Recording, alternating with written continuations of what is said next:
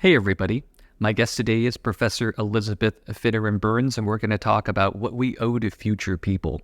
Thank you so much for joining me. Thanks for inviting me. So you wrote a book on what we owe future generations, and I was hoping that you could summarize your argument. Sure. So my book takes a contractualist perspective. So the idea that we should act towards others in ways that they could not reasonably reject, or we should follow principles that nobody could reasonably reject. And so I take that theory of contractualism and say, well, we need to behave towards future generations in that same way. So we owe it to future generations that we follow principles that they could not reasonably reject either. My core argument, I would say, is that there's no specific amount that we owe future generations.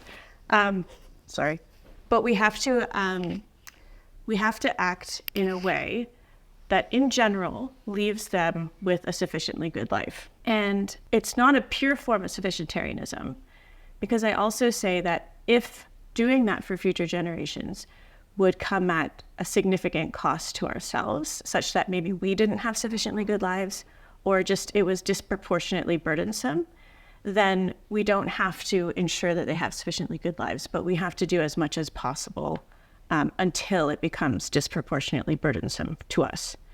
And so I talk about that in terms of, natural resources, how much oil do we have to leave, for example, but also in more specific cases like when is it permissible for us to procreate? So how good a life does our expected child have to have, or how badly off can they be before it becomes impermissible for us to create them?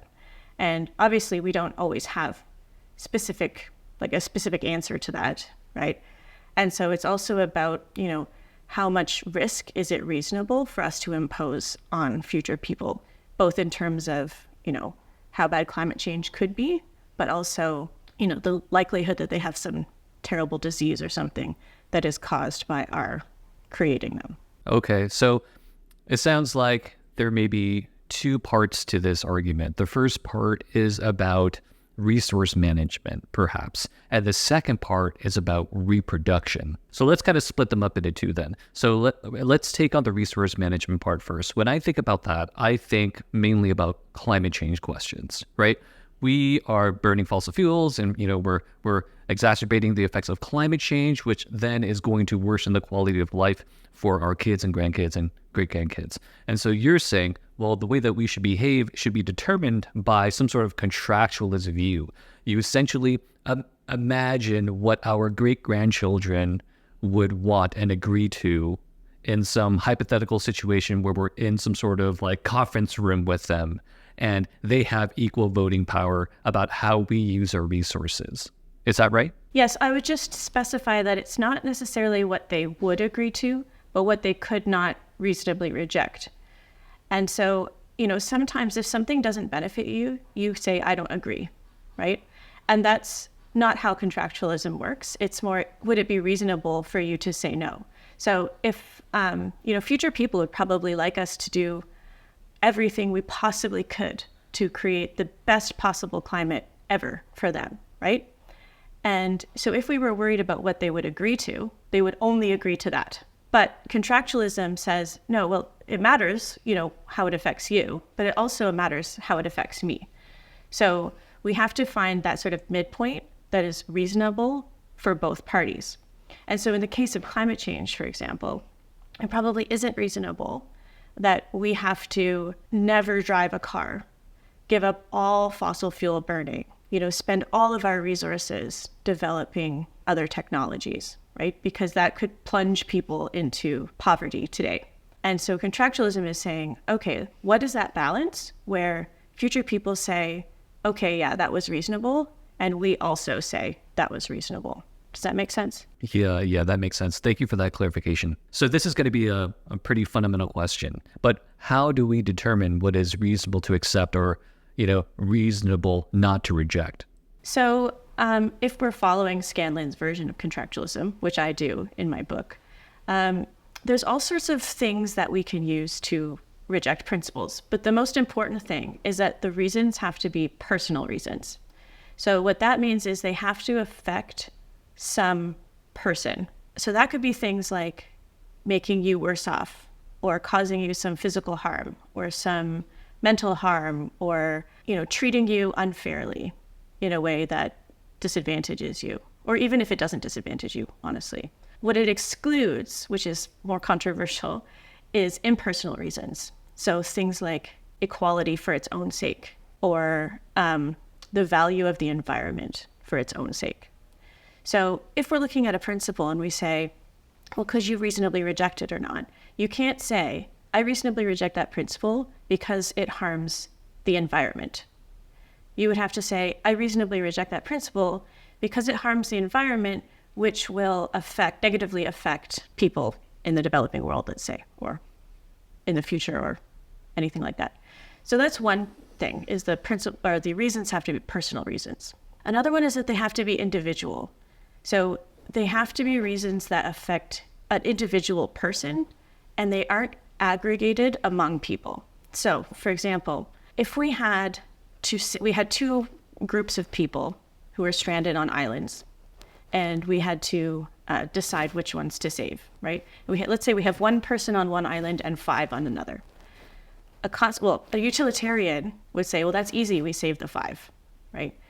But a contractualist would say, well, no, because if you automatically save the 5, that is completely disregarding the interests of that one person. And it's not his fault that he doesn't have 4 other people, just like it's not the other 4 people on the 5-person islands. Like, they had nothing to do with the fact that they just got lucky that there were 4 other people. So Scanlon says, actually what we should do in this case is flip a coin, because we have to take each individual person's interests into account as individuals. So the reason of there being more people on the 5-person island is not a reason to save those people. So we flip a coin, that gives everybody an equal interest, and then that's how we decide how to save people. So your reasons have to be individual. It also means that contractualism, I don't think, endorses long-termism. Because I know one of your previous guests was trying to make the case that you don't have to be a utilitarian to be a long-termist. I don't agree with that. I think you do. And I think the whole premise of long-termism is that there are so many more future people that is why we ought to prioritize them, right? The fact that there are more future people in contractualism, and in my view, doesn't give them priority over us. We don't aggregate in contractualism. And some people find that problematic. The third way that we can decide whether a principle is reasonably rejectable or not is that the reason is generic. So that means it doesn't have to be a reason that you, Jason, hold, but any person in the position of podcaster would hold.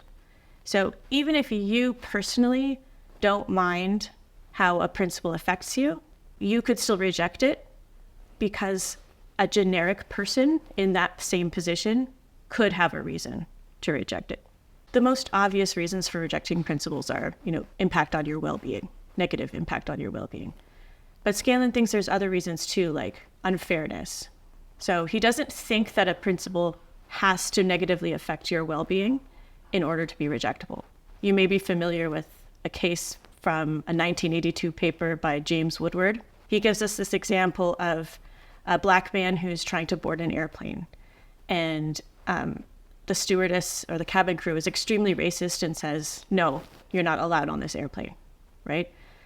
Then that man has been discriminated against and treated unfairly, which is wrong. But then the plane crashes and kills everybody on board. So actually, he was benefited, right? Like, he was made better off counterfactually by being excluded from the airplane. So Scanlon would say he doesn't have to have accepted a principle that says it's okay to exclude people on the basis of race. Because even though his well-being wasn't negatively impacted by it, he was treated unfairly on an arbitrary basis, right, of his race. So impacts on well-being do seem to be like the most prevalent reasons, but there are other reasons, mainly to do with things that make it harder for people to interact with each other on equal grounds, right? So like unfairness, discrimination, being treated arbitrarily, for no good reason, those sort of things. And so when we're looking at a principle, we have to decide, of all those reasons, are the reasons in favor of the principle stronger than the reasons against the principle? And then that's how we decide whether it's reasonably rejectable or not. Okay. All right. That was a lot there. Let's unpack that. No problem. That was good. Okay. So there are three components there. First is that the principle is personal, and that's contrasted with impersonal. Okay. But so how does that fit in with that it doesn't have to be about your well-being? Because if you're valuing fairness here, isn't that an impersonal thing? I think what Scanlon would say is that it's not an impersonal reason, though I completely understand why some people push back on that. And it's because being treated unfairly affects your sense of self. So maybe you could say that being treated unfairly is just collapsed into a well-being reason, right? I don't think it really matters that much, but you could probably imagine a case where somebody is treated unfairly, doesn't find out about it, but that we would still say that people have a general personal reason not to want to be treated unfairly. Interesting. Okay. So then what makes a personal reason a personal one is if it affects human beings, if it affects persons? Yes. Oh, so non-human animals are excluded. Yeah. Okay.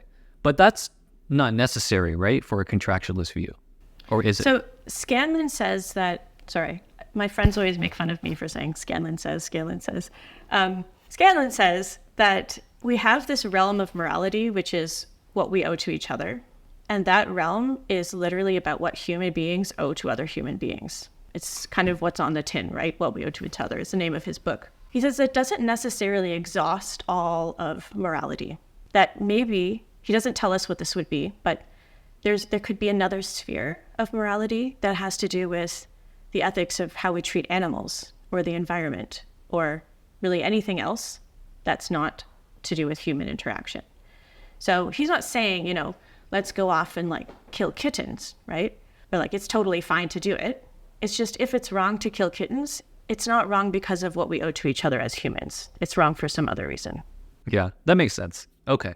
So then let's kind of go through an example that would, I guess, pass as a reasonableness test, and another example where it would fail a reasonableness test.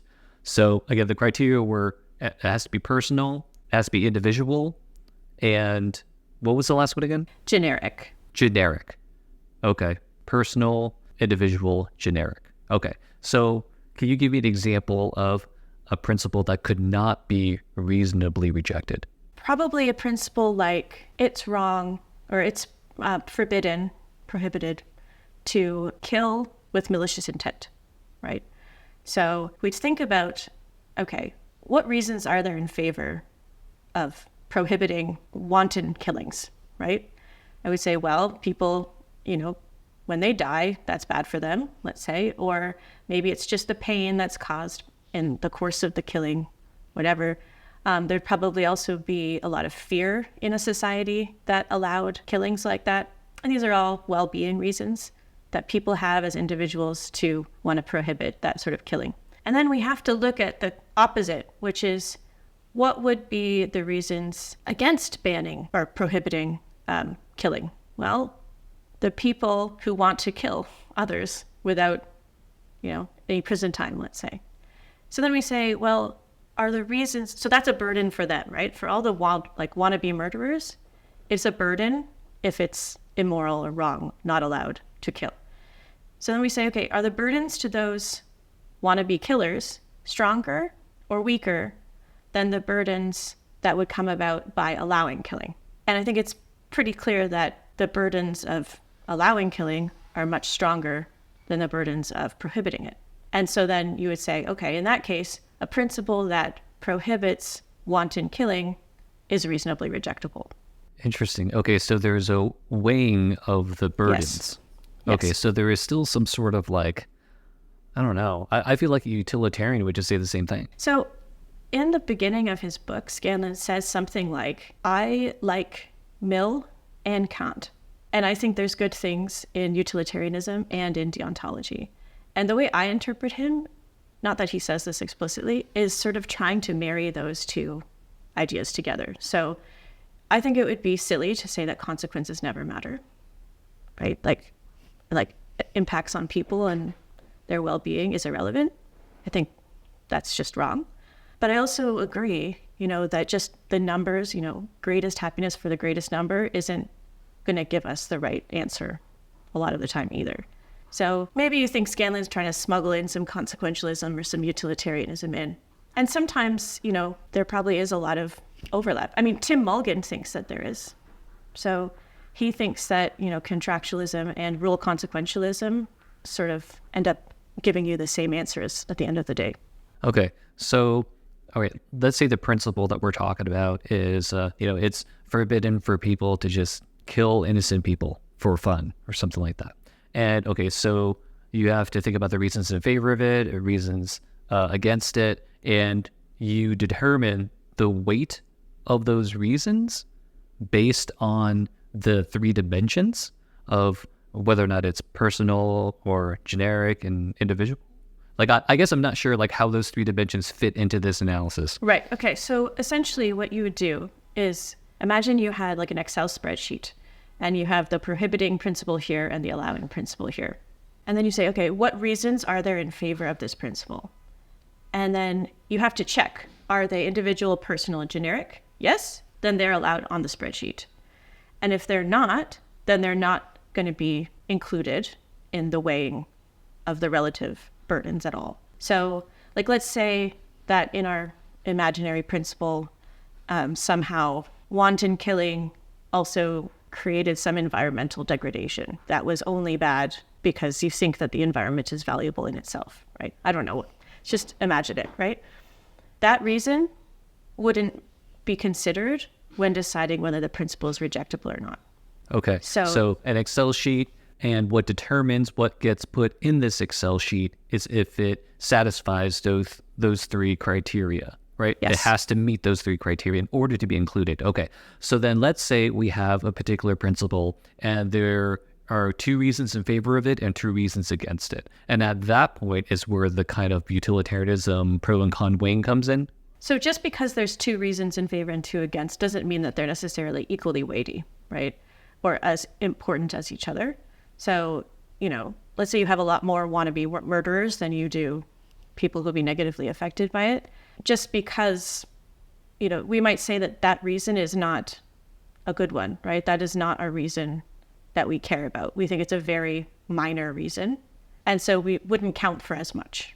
Now, how we make those decisions is very, very difficult. And Scanlon doesn't give us a very clear blueprint, in my opinion anyway, for how exactly we do it beyond sort of intuition and general agreement about things that matter and things that don't matter. It definitely gets trickier if you have like seriously different value systems and people think that their reasons are as strong as somebody else's reasons and other people think the opposite. Yeah, I don't know if there's a way to avoid that problem, Okay, so then moving on to particular issues then, let's talk about climate change. So what principles do you think future generations cannot reasonably reject?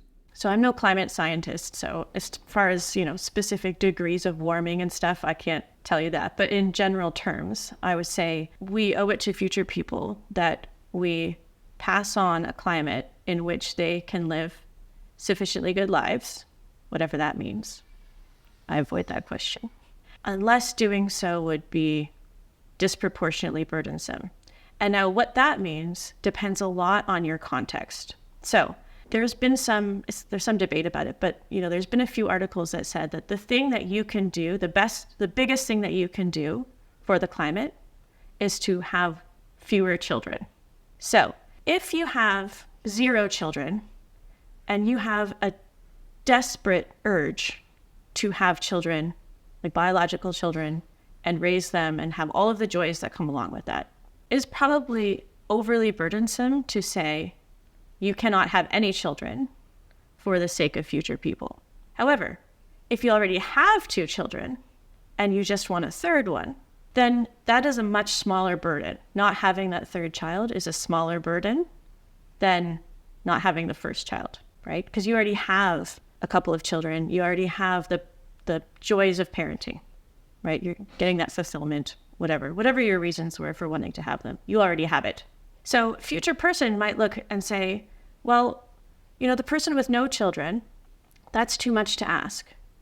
The person with 2 children, no, you are required to not have that 3rd child to ensure that we in the future, or that climate change is not so bad that we don't have sufficiently good lives.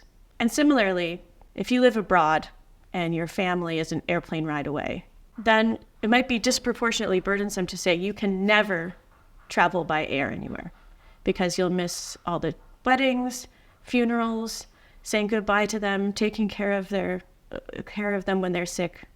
Plus just like general relationships with your family are important, right? Whereas if you're just traveling because you want to go somewhere warm in the winter, that's a much lower burden by saying no air travel at all. And so what my view is trying to do is say what people are required to do for the future depends partially on how much of a burden it puts on current people. So in general, what we should try to do is make sure that future people have a sufficiently good life, but that there are limits to how much we have to do based on how burdensome it would be for us to do those things. Interesting. Okay. I mean, that sounds reasonable to me. I guess one of the difficulties with this is that what we consider to be reasonable, I feel is strongly influenced, perhaps even determined by what we're used to. So I think of Peter Singer's argument about donating to charity. I understand what he's saying. I understand what the conclusion is, but I'm just like, oh, I mean, that just sounds pretty unreasonable to work full time to alleviate the sufferings of the poor, right? Because I'm used to all my luxuries. I like my MacBook Air, right? I like living in a house. I like having a car, right? But if you were to ask somebody who was, starving to death, maybe for them, it's like, no, it is unreasonable for you to reject that.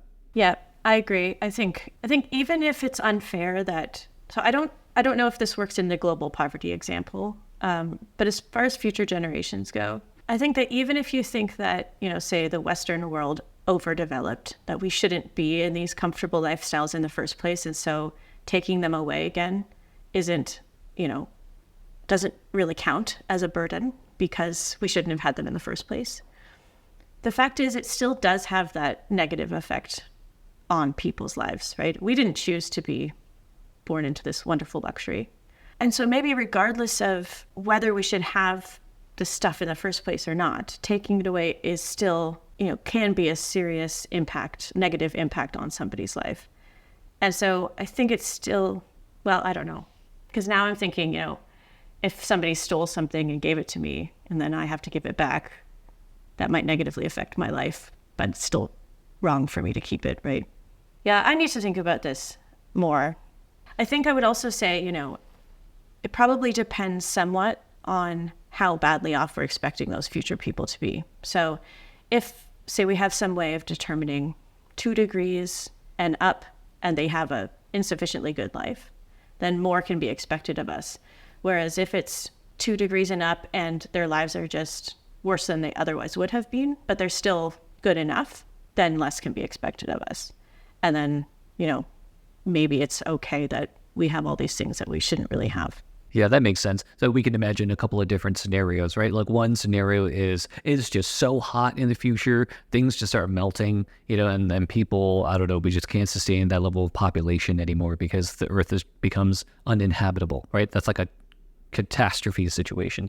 Now, the other situation may be, well, it gets hot and it just means that people can't be outside during the day, but we're fine inside. Or they need to change the crops that they're growing, right? Like maybe they're used to growing cool weather crops like peas or something, and now they have to change to growing like tomatoes. I don't know. And that doesn't seem like a huge problem. Yeah. It's a minor inconvenience perhaps. And then if that were the case, then it would give less reason for us to drastically change our lifestyles if it meant that we had to sacrifice a lot of things that would lower our well-being. Okay. So I guess I want to go back to this comparison between the global poor and future generations, because we don't know what the future is going to look like. It might be that the quality of life for a future generation is comparable to the current global poor. And in that case, wouldn't it mean that we the privileged, cannot reasonably reject a principle that says, that we ought to give up our luxuries. I think that's right. Although one thing that's interesting is that, some, I don't know if it's been done on a world scale, but some individual developing countries have done estimates of how much smaller the economy will be in the future because of climate change. And it's still expected to be significantly bigger than it is now. So future people are expected to be much better off than we are, even with dangerous levels of climate change. They're just not going to be as well off as they would have been without the climate change. So, you bring up the global poor. I think actually the more realistic scenario is that future people in the developed world are even better off than you and I are today. And so by spending our resources now on future people, that's actually money that we could be spending on alleviating the plight of the current global poor and making them much better off. So there's two, when we talk about what do we owe future generations, we is not a homogenous entity, right? I'm guilty of this all the time, but we think about ourselves as, I'm Canadian philosopher, political theorist, whatever you want to call me, in a developed country living a Western life, right? And maybe I owe things to future people, but do we think that the people living in rural Kenya also owe something to the future Norwegians who are going to be exceedingly wealthy? I don't think so. And so that's, we need to disaggregate all of what do we mean by the current generation and future generations? But also just thinking about, this focus on saving for future people is ignoring the fact that currently we have people who are living terribly bad lives, right? And so we shouldn't necessarily prioritize the future if they're going to be better off than the people who exist right now in many parts of the world. And I think that's something that hasn't not received much attention at all. Yeah, and what makes things more complicated is that there will be future poor too, right? So it's the current rich and the current poor, and then the future rich and the future poor, right? And I would agree with you that, we're not talking about the disadvantaged, right? In the conversation of what we owe future generations, we're not talking about the disadvantaged. We're talking about the privileged and the advantaged, like people like us who live in the West, because it is because of our actions that we affect the course of the future, right? Like we could destroy their future world or we're safe it, in simplistic terms, right? So I think just in terms of that, it's a responsibility for us if there is such a responsibility. Yeah. And I think, it may be surprising since I wrote a book about what we owe the future, but I think, possibly one of the best ways of improving the future is to improve the situation of the current global poor, right? Because they will produce the future poor. And so if we improve them now, then, through generational wealth transfers and all that sort of thing, then the future poor may not be nearly as badly off, right? And so we can't just be thinking about the future Western world, but also the future poor, and trying to improve their situation could be best achieved by improving the situation of the current poor. And so, not earmarking resources for the future, but actually spending them on the worst off now. Yeah, that's a good point.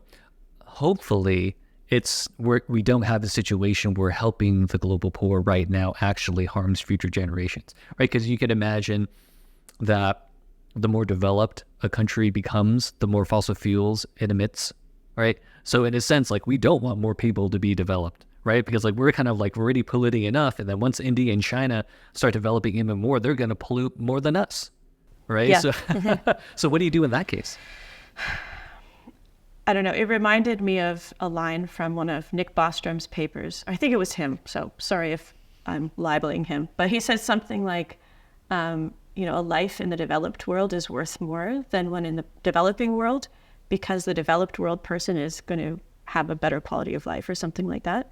And so you're saving more value by saving a life in the developed world than in the developing world.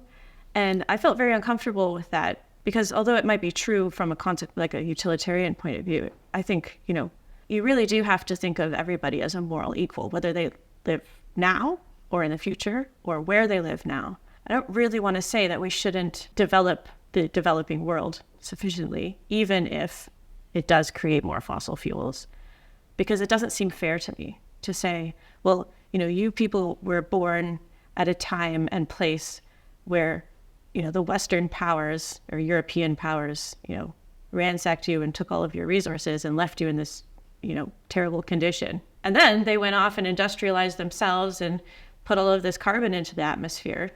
And now because they did that, you have to continue to live in this impoverished state. And that seems very, very unfair to me and unequal. It's not treating people as moral equals. Yeah, I guess I'm just not sure how to resolve these disagreements if we're working with the contractualist perspective or approach, because it's not utilitarian, so it's not about the numbers. So everybody has equal say, right? And can't be vetoed by a greater number of opponents. So that's the case, then the claim to the support of a particular principle that affects the global poor negatively, therefore what? Like a future generation person could be in favor of it, but a current global poor can be against it. I guess it just goes down to what it means for us to reasonably reject it. It's hard for me to wrap my head around it. I feel like that word reasonable is doing a lot of the philosophical heavy lifting, and I don't know exactly what it means and how we actually determine if that's the case. And if it really comes down to what's reasonable to me is different than for what it is to you, then I don't feel like it's doing much work at all, right? Like if you're going to claim that this is a reasonable principle or you can't reasonably reject it, that sounds like there has to be some level of objectivity involved. Yeah, I think what Scanlon wants us to do is to recognize other people as equals and take their interests into account when we're deciding how to behave. And so, you could get some sticky situations where it's not at all clear whether the burdens on one side or the other are stronger. But then I think that there's quite a few cases where, it is easier to see. So, like with the global poor, for example, I think it's probably clear that the burdens of not doing anything to aid them are stronger than all of us having our Starbucks latte once a day, whatever the case may be. I don't drink coffee, but that's the example everybody talks about, right? Like for a coffee a day, you can save like 5 children from malaria or whatever. And so given in that kind of case, which I think are probably the majority of cases, it does seem to me that a poor person in Cameroon who has a threat of malaria every day, the burden on them is stronger than the burden on the Starbucks person. And so a Cameroonian could reasonably reject a principle that allowed people to, not participate in global development or whatever, right? Charity. However, I think individual charity is probably not the most effective way to do things anyway, but just for the sake of argument, I think there's quite a few cases where it is not as hard as we might think to determine whether a principle could be reasonably rejected or not. And that's not to discount the fact that there are obviously going to be cases where it's just not at all clear. And in which case, Scanlon doesn't say this, I don't think, but, we could have some sort of imaginary impartial arbiter. So it's not about like, well, I want this and you want that. It's somebody trying to impartially determine the strength of people's claims. And of course, that's difficult because even the impartial arbiter is going to be from somewhere and situated in some way and have their own values and assessments. Yeah, if we're speaking solely in terms of well-being, then it's more understandable to me because I think we can all agree that certain things are less important in terms of your well-being than others, right? Like the fact that I can drink my coffee every day, that, okay, it might improve my well-being a little bit, right? But in comparison to, having, not having malaria, right? That's obviously worse. That obviously harms that person more than the coffee benefits me. I think this might be a good segue to the second part of the book, which is about reproduction. So, you briefly talked about having one child versus having a second or a third. And then you said, well, maybe there's a stronger reason to allow someone to have one child than for another person to have 3, because the person who already has 2 children already has experienced the benefits of being a parent. And the well-being contribution of the third child is much less than the well-being contribution than for the other person to have the first child, right? That's the argument. Okay. And you're saying that a future person could not reasonably reject such a principle. So to basically, putting paternalism aside, maybe there's just some moral argument that says if you have one kid, you shouldn't have more. But what's the argument? So I was just mentioning that in terms of climate change specifically. So if there were a way of having many, many children and it didn't have any negative effects on the climate or, anything else like resource scarcity or anything, I don't care how many children people have, right? It's more just that I do think that the burden of having no children is, if you want them anyway, is much bigger than not having maybe your ideal number of children. And so if we need to reduce population somehow, for some reason, then it's reasonable to limit the number of children somebody can have. And now morally speaking here, right, I'm not saying like Chinese one-child policy situations or like forced sterilization or anything, just moral principles here. It's reasonable to limit the number of children somebody can have to 1, 2, whatever, but not to forbid people from having children at all. Yeah, that makes sense. Okay, so then that was specifically in regards to climate change. But what does your argument have to say about reproduction in general and what we owe future generations? So it's just in general, it's that we have to think about it the same way. So if we're thinking about whether we want to have a child or not, we need to think about whether we'll be able to provide them with a sufficiently good life. And if we can, and it doesn't have negative effects on anyone else, like nobody else has any claims, let's say, in this case, then go ahead, have your children, right? That's perfectly acceptable. If the child is not going to have a sufficiently good life, then we need to think about what the parents' burdens for not having them at all would be. So imagine that you want to have a child, you have no children, you want to have a child, but you find out that the only child that you could have will have, say, cystic fibrosis. And I'm not sure right now what the current lifespan of somebody with CF is, but it's not a normal average lifespan. I think it's probably around 40 or something like that.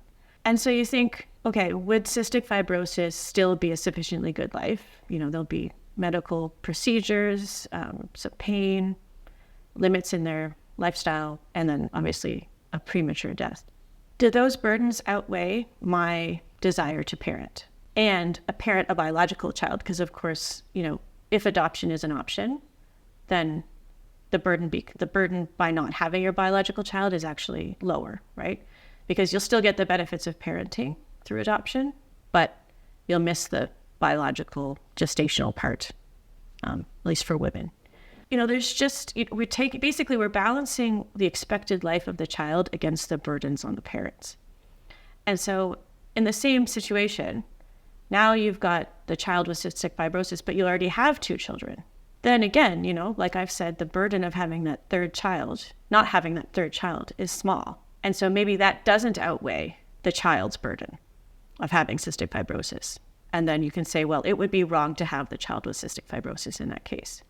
But it wouldn't be wrong necessarily to have the child with cystic fibrosis if you don't have any children at all, and it's the only way for you to have those benefits of parenting. Okay, so this touches on the non-identity problem now, right? Yeah. I feel like I encounter this problem all the time. I try to ignore it. Yeah, it's tricky. Okay, so your argument is assuming that you're harming the child by bringing them into existence with cystic fibrosis? My argument is that when the child exists, having cystic fibrosis is a harm, yes. I don't know that I would want to commit to saying that creating them itself is a harm, because I don't know where I stand on whether harm has to be comparative and the child doesn't exist before. So is it possible that they're worse off than before if they didn't exist? I haven't decided what I think about all of those things, but I do think that once the child exists, having cystic fibrosis is a harm, yes. I'm wondering if you've thought about the implications of this contractualist view and the kind of like the global poor issue together. So let's say we adopt this approach. I want to have a kid, but I have to think about what quality of life my kid can have. And it just so happens that I live in a really crappy place, right? Due to perhaps historical injustices, things that are totally out of my control. And so it seems that I would have stronger reason not to have a kid because of the very poor conditions that I live in, right? I won't be able to give my kid a really good life. But if I were some privileged person living in the West, then it would be fine. I could have 2 or 3. Yep. I do actually address that right at the end, because it's something I'm not comfortable with, but something I think I have to accept as an implication of the view, is that having children in certain circumstances, even if they're beyond your control, might still be morally impermissible. So if you are desperately poor and your child is going to be living like an absolute subsistence life, then that is a very strong reason not to have them. Probably only strong enough to outweigh the second, third, fourth, whatever child, not necessarily the first and only child. Now, the other thing is there are other reasons why parents might want to have multiple children in those sort of circumstances, like they need more income for the family or help on a subsistence farm or whatever. And all of those reasons also need to enter into our Microsoft Excel spreadsheet of of reproduction decisions.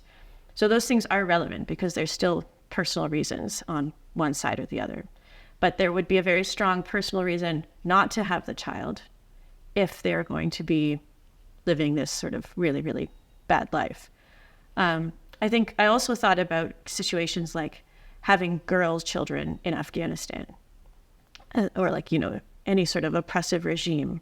My answer in the book was basically, yes, we should try to avoid maybe we should try to avoid having female children in Afghanistan. But realistically, women aren't having ultrasounds and finding out the sex of their babies and have no opportunity to not have female children in Afghanistan. And then there's also like externalities, right? Like if that did continuously happen and then there were just males like massively outnumbering the number of females, maybe that could make life even worse for women, right? Like maybe instead of being oppressed by one man in their house, they would be oppressed by multiple men. And so it may not be as straightforward as just saying, well, if you live in a bad context of, for whatever reason, you shouldn't have children, because we have to think about everything that comes along with that, not just that particular child's life. I think another example is really old men having children. So, was it Robert De Niro or somebody recently had a child at like 86 or something? That the child will still have a sufficiently good life, almost definitely. But the child is going to miss out on having their father there for the vast majority of their life, right? And that will mean, well, not for Robert De Niro. I'm sure he'll leave his children with lots of money. But, for the average child, that could be a financial burden, an emotional one, just maybe having to care for an elderly parent at 10 years old. These are all sort of negative reasons. And so it depends a lot, whether that's permissible or not, depends a lot on the reason that the man is having a child at 86. So if it's just that he never met the right person, then maybe that's a stronger reason to have one. But if it's just, egoism or lack of care or something like that, then, those are more reasons not to allow it. What do you think about the principle of procreative beneficence? It seems that once we're placed in a situation where you are going to have a child, some sort of contractualist approach is going to say, yes, you should select the child that's going to live the better life. Would you agree? If we're already in a situation where we've done IVF already, then there's a lot stronger reason to say that a principle of procreative beneficence could not be reasonably rejected, because it doesn't seem like there's any costs to doing that, although possibly some societal costs might be relevant, right? So not for disease genes and things, but if we're talking about things like selecting for height or intelligence or attractiveness, there might be some effects on wider society that need to be taken into account. But let's assume all of that stuff away and we've already done IVF, then yes, I think contractualism would endorse procreative beneficence. But if we haven't already done IVF, then we have to think about all the burdens on the woman primarily, of going through the fertility drugs and the treatments and everything that goes into getting embryos, then I think it's a lot less clear that contractualism would endorse it. Okay. And I kind of want to go back to something earlier that we talked about, which is one of the dimensions of reasonableness. It has to be a personal reason, but you're not actually thinking about the principle from the perspective of you as an individual. Like, it's not that me, Jason Chen, can reasonably reject a principle or not. It's almost like I fill a role for some impartial judge who can determine if something can be reasonably rejected. Is that correct? Yeah. So some contractualists call it like a standpoint. So it's not Jason Chen. It's the standpoint of philosophy podcaster. And what could the philosophy podcaster reasonably reject in this situation or that situation, or, whatever the case may be. And sometimes that will overlap with Jason Chen, but sometimes it won't. And so it's a reason that would affect anybody who found themselves in that standpoint. Okay, so then if we're talking about future generations, the standpoint is just a person who exists in the future. Yes. Okay, so then if we're talking about... Or a child who's born with cystic fibrosis, right? Like whatever scenario we're thinking about, it's a person, not the actual individual who ends up being born with cystic fibrosis, because we don't know who that person is when we're making these decisions, right? So I think that one of the benefits of contractualism in this scenario, the future generations example, is that because it's generic, because we're looking at standpoints, it's easier to make sort of ex ante decisions because it's the standpoint of that person. It doesn't matter who ends up occupying it. I mean, I want to avoid the non-identity problem with a 10-foot pole, but that's one of the ways I think we can maybe address, get around it with a contractualist framework, because we're looking at standpoints, not individuals. Okay, so going back to this embryo case, what role or what standpoint are we talking about here? It's the standpoint of the embryo that is selected? The one that's selected. If you choose an embryo and it's going to be perfectly healthy, that standpoint has no reason to reject a principle of procreative beneficence, right? Because that principle is why they're perfectly healthy. And the mother or the parents have no reason to reject it either, because it imposed no burdens on them. So since it's not rejectable, it's accepted, I guess. Okay, so why do we take into consideration the standpoint of the embryo that isn't selected? Because I don't think that possible people are owed any sort of justification. I don't think leaving somebody out of existence is a harm. I don't think if you don't exist and you never exist, then you have no interests. It's sort of an intractable problem in population ethics, and nobody can agree on this. But I just don't think that you can have an interest in existing. Once you exist, you do, obviously. But before somebody exists, I just don't think that that's an interest that we need to take into consideration. And it would be a big problem in contractualism. And maybe this is a reason to reject contractualism completely. But if we took into account all the people who will never exist, then no principle could ever be accepted, right? Because every principle will cause one set of people to exist and another set not to. And so if the people who aren't caused to exist can reject that principle, then literally every principle is rejectable. Then it would just be total paralysis. And so, yeah, some people might see that as a reason to not accept contractualism, but I don't. Okay. So, one question is, whether or not this group is going to exist, but the other is whether or not they have interests. Because I'm a little confused here, right? Because embryos do exist, right? So we're talking about only the interests of persons, or Yes. What are we talking about? Well, so for contractualists, yes, it would be persons. And so you're right. Obviously, embryos exist because they're there, right? But they don't exist. I don't think they exist as persons. And again, obviously, there's disagreement about that, especially in the abortion debate and that sort of thing. But I don't think that they are persons. And so if they're never implanted into a woman and gestated, and at some point they become a person, I don't know exactly when, then they don't have interest. I don't think it's wrong not to implant all the embryos that have ever been created. I don't think it's wrong that we are not currently trying to, like, I'm not getting pregnant every 9 months, right? And I don't think it's wrong that many men are not out impregnating as many people as possible in order to bring into existence all of these people who have an interest in existence. I think that's implausible. And so I don't see a big difference between failing to develop an embryo into a person and just like not procreating as frequently as you can. Because in both cases, you've got a possible future person, but you haven't done anything wrong by not making them a real person. Yeah, it can easily get tricky. Yeah, because then you have to decide, like, well, what do you mean by person? Where do we draw the line between persons and stuff? And then we can think of situations where there are a group of human beings who are going to be born, but don't develop into persons, right? So then they would just be excluded from this contractualist approach, right? So Scanlon includes them, and he's sort of, I don't know how convincing he is, but we're talking about, like really developmentally delayed people or like children who haven't developed reason and stuff, right?